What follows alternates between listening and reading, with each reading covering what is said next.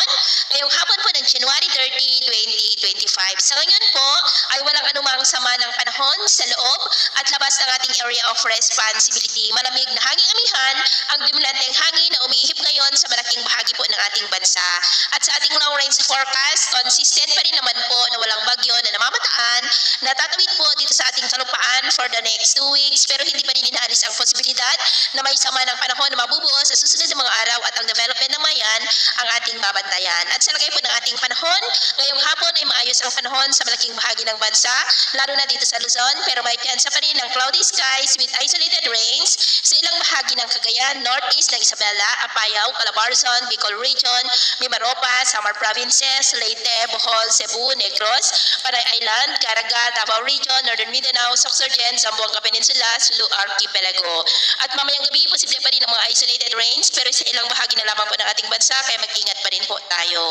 At sa atin naman pong mga baybayin, dahil sa malakas na bugso ng hanging amihan ay maalon po sa buong kanlurang baybayin ng Luzon, buong silangan ng baybayin ng Luzon at Eastern Samar Seaboard, Northern Cagayan Seaboard, Babuyan Island Seaboard at Batanes Seaboard ng mga alon dyan ay posible po na aabot hanggang sa 1.5 to 4.5 meters height. Kaya hanggat maaari po ay iwasan na muna natin ang papalaot dyan sa mga may kulay pula para mas makaiwas sa mga sakunang